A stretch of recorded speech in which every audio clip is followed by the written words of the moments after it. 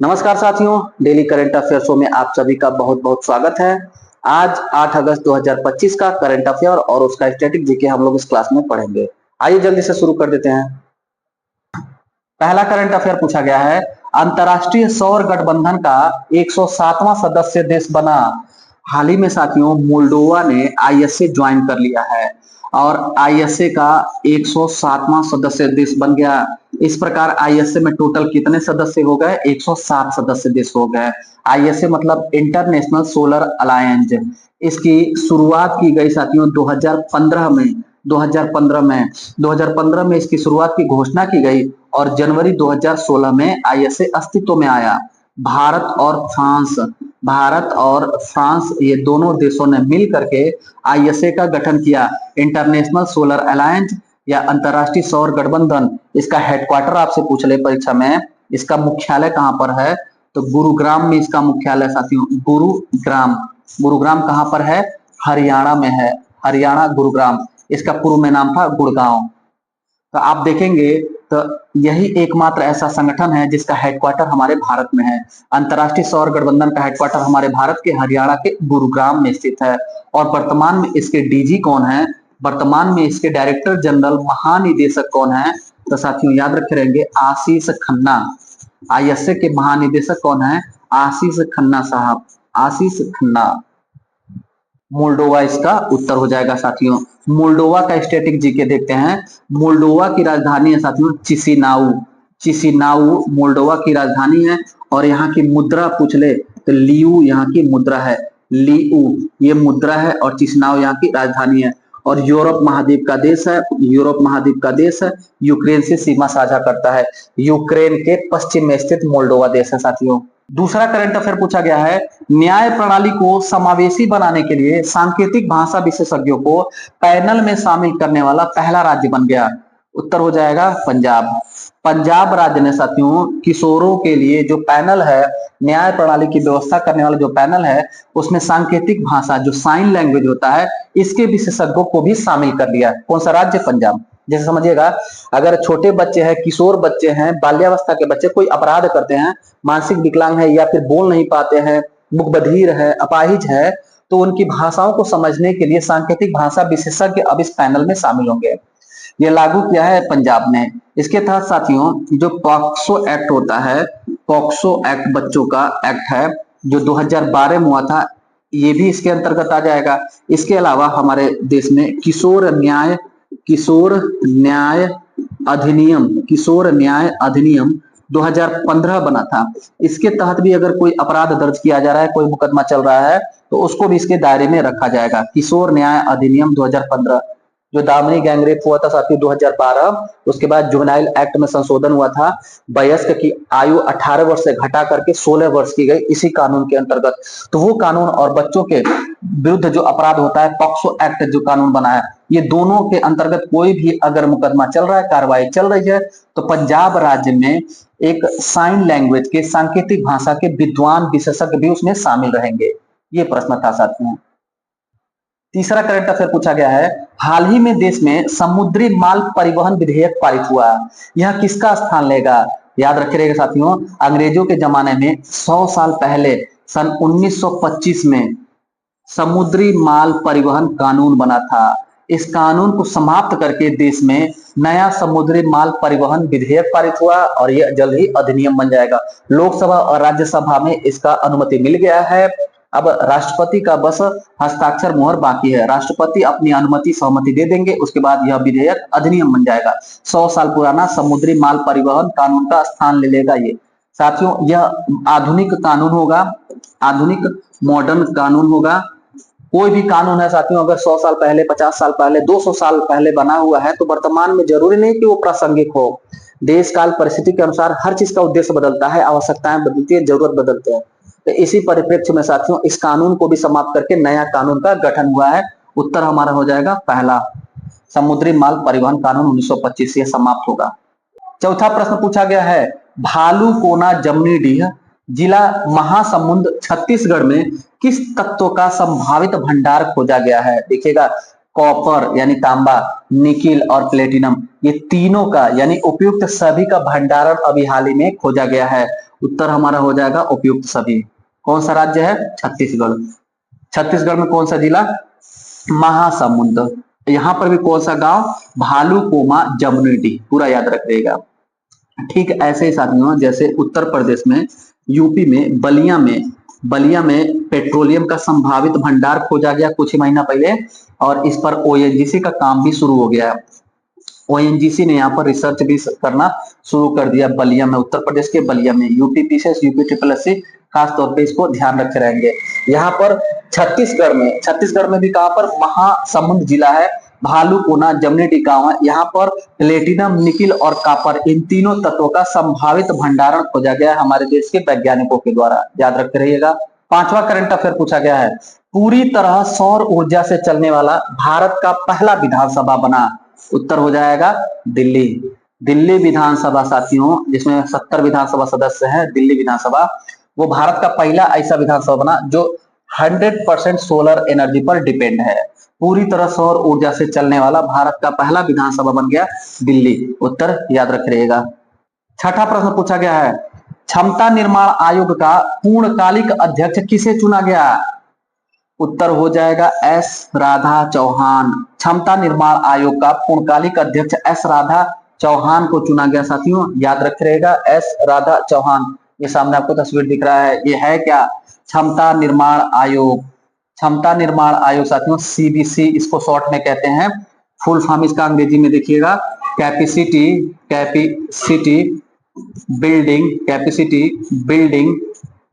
Building आयोग को commission कहते हैं। कैपेसिटी बिल्डिंग कमीशन इसका फुल फॉर्म है सीबीसी। यह साथियों 2021 में एक योजना चला था मिशन कर्मयोगी के तहत यह शुरू हुआ। मिशन कर्मयोगी के तहत क्षमता निर्माण आयोग का गठन हुआ। अब इसका उद्देश्य क्या है और इसका उद्देश्य क्या है? तो दोनों का उद्देश्य है साथियों, सिविल सेवक हैं जो सिविल सेवक इनके क्षमता को विकसित करना, सिविल सेवक क्षमता निर्माण करना और सिविल सेवकों को अत्याधुनिक बनाना, सिविल सेवकों का स्किल डेवलप करना, क्षमता निर्माण आयोग का उद्देश्य है साथियों। सातवां करंट अफेयर पूछा गया है, हाल ही में चर्चा में रहा ई साक्षी पोर्टल सांसद निधि प्रबंधन में रियल टाइम ट्रैकिंग के लिए कब शुरू हुआ था? उत्तर हो जाएगा 2023 में। 2023 में हमारे देश में ई साक्षी पोर्टल शुरू हुआ। क्यों शुरू हुआ? सांसद निधि का प्रबंधन के लिए। और प्रबंधन में कैसे होगा? Real time tracking. Real time tracking क्या होता है? यानी कि हर दिन हर मिनट उसको ट्रैक किया जा सकता है। जैसे कोई आप पार्सल ट्रैक करते हैं वैसे ही इसके फंड को भी ट्रैक किया जा सकता है। इसी चीज के लिए ई साक्षी पोर्टल शुरू हुआ इस सन में। अभी हाल ही में इसका रिपोर्ट आया है, यह बेहतर क्रियान्वयन हुआ है, बहुत अच्छे से चल रहा है, इसने नई ऊंचाइयों को छुआ है। अब सांसद लोग को अपने संसदीय क्षेत्र में अगर डेवलपमेंट कार्य करना है, किसी भी भौतिक सत्यापन की जरूरत नहीं है, भौतिक फाइलिंग तैयार करने की जरूरत नहीं, ऑनलाइन दस्तावेज होगा, ऑनलाइन प्रमाणीकरण हो जाएगा, ऑनलाइन अटेस्टेड हो जाएगा और फंड जारी हो जाएगा। इसी चीज के लिए यह शुरू हुआ ई साक्षी पोर्टल साथियों। ऐसे ही समीक्षा अधिकारी के एग्जाम में एक प्रश्न पूछा गया था, कोसवानी का संबंध किससे है? उत्तर प्रदेश सरकार के द्वारा कोसवानी सरकारी खर्च के लिए शुरू किया गया है। ऑनलाइन सरकारी खर्च का मैनेजमेंट रियल टाइम ट्रैकिंग किया जाएगा। आठवां करंट अफेयर पूछा गया है, निजुत मोइना 2.0 योजना किस राज्य सरकार ने शुरू किया है? उत्तर हो जाएगा असम। साथियों ये पुरानी योजना है निजुत मोइना, उसी का 2.0 वर्जन अभी आ गया है असम में। असम सरकार ने शुरू किया। असम के मुख्यमंत्री है हेमंत बिस्व शर्मा मुख्यमंत्री असम में। इन्होंने ही निजुत मोइना 2.0 का उद्घाटन कर दिया, शुरू कर दिया है। क्या है यह देखिएगा साथियों, हाई स्कूल इंटरमीडिएट में पढ़ने वाली जो छात्रा है उनको एक साल में 10,000 रुपए दिए जाएंगे आर्थिक सहयोग। जो ग्रेजुएशन कर रही छात्रा हैं, स्नातक पढ़ रही छात्रा है, उनको 12,500 रुपया सालाना दिया जाएगा आर्थिक सहायता, वित्तीय सहायता।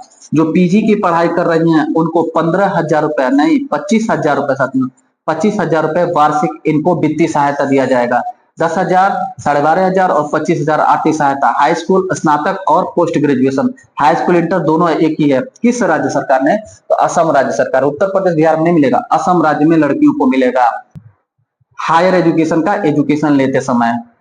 9वां करंट अफेयर पूछा गया है, 7 अगस्त को प्रत्येक वर्ष कौन सा दिवस मनाया जाता है? उत्तर क्या होगा? उपयुक्त दोनों। भाला फेंक दिवस, हथकरघा दिवस, दोनों हमारे देश में 7 अगस्त को हर साल मनाया जाता है साथियों। क्यों मनाया जाता है पूरा डिटेल देखिएगा। और अभी आरओ का एग्जाम हुआ था, वहां पर भी प्रश्न पूछा गया था, स्वदेशी आंदोलन कब चला था बंगाल विभाजन के विरुद्ध?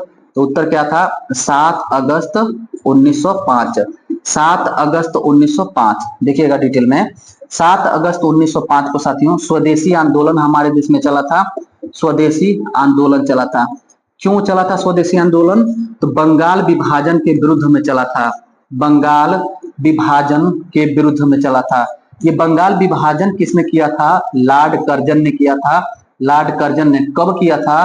तो 1905 में।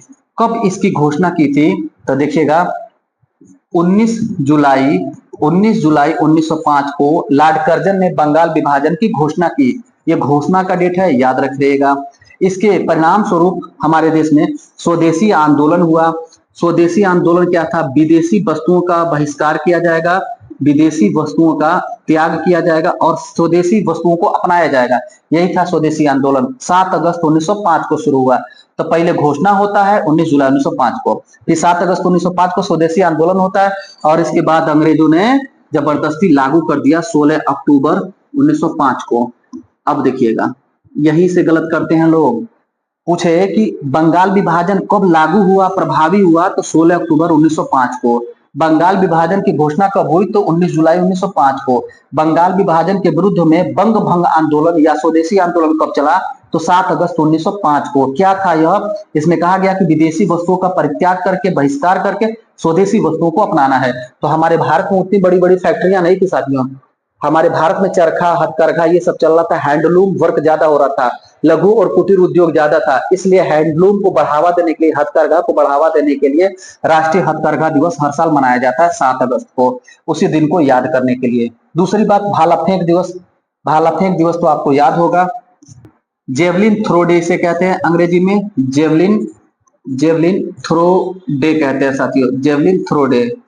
ये क्या है देखिएगा, सन 2021 में नीरज चोपड़ा ने इसी दिन हमारे भारत के लिए गोल्ड जीता था ओलंपिक में गोल्ड 2021 में 7 अगस्त की ही तारीख को आया था। यह साथियों 2020 में जो कोरोना आया था, उस कोरोना के वजह से, कोविड के वजह से 2021 में ओलंपिक खेल हुआ था।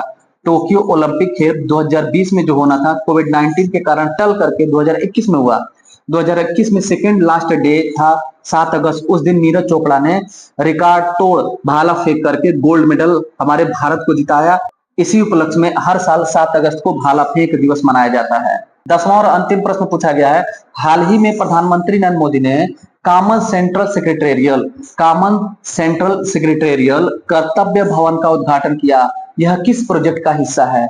देखिएगा साथियों, सेंट्रल विस्टा प्रोजेक्ट बड़ा महत्वाकांक्षी प्रोजेक्ट है, बड़ा पुराना प्रोजेक्ट है। यह प्रोजेक्ट 1931 में अंग्रेजों के जमाने में ही शुरू हुआ था, जब दिल्ली से नई दिल्ली राजधानी बनना शुरू हुआ। एडवर्ड लुटियंस और हर्बर्ट बेकर ने सेंट्रल विस्टा प्रोजेक्ट के तहत ही नई दिल्ली का डेवलपमेंट किया, वायसराय भवन बनाया, संसद भवन बनाया, उसी का हिस्सा है साथियों। इसी के तहत हमने देखा था कि नवीन संसद भवन भी बना, उसी के तहत कर्तव्य भवन भी बना है। सेंट्रल विस्टा प्रोजेक्ट के अंतर्गत कर्तव्य भवन बना है। और विजय चौक से लेकर के दिल्ली में, नई दिल्ली में विजय चौक से लेकर के इंडिया गेट यहाँ तक के जो नई दिल्ली का क्षेत्र है, उसका पुनर्विकास भी किया जाएगा। इसी के तहत सेंट्रल विस्टा प्रोजेक्ट के तहत इसका पुनर्विकास किया जाएगा। तो आपसे पूछ रहे सेंट्रल विस्टा प्रोजेक्ट कब शुरू हुआ था? तो 1931 में। किस गवर्नर जनरल के समय में शुरू हुआ था? लॉर्ड इरविन के समय में। इसमें क्या हुआ था? इसमें नई दिल्ली राजधानी हमारी बनके तैयार हो गई थी। इस नई दिल्ली राजधानी बनाने के लिए, दिल्ली राजधानी कब बनी थी? तो 1911 में साथियों दिल्ली दरबार का आयोजन हुआ था और 1912 में दिल्ली कलकत्ता के स्थान पर राजधानी बनी थी। और फिर दिल्ली से नई दिल्ली राजधानी निर्माण की घोषणा की गई, जो 1931 में बनके तैयार हुआ। लॉर्ड इरविन नई दिल्ली में प्रवेश करने वाला पहला गवर्नर जनरल, या वायसराय भवन में प्रवेश करने वाला पहला गवर्नर जनरल लॉर्ड इरविन था। और ये नई दिल्ली का वास्तुकार डिजाइनर कौन था? एडविन लुटियंस और हर्बर्ट बेकर। एडविन लुटियंस और हर्बर्ट बेकर, याद रखिएगा, हर्बर्ट बेकर। एक प्रश्न का उत्तर कमेंट बॉक्स में दीजिए साथियों।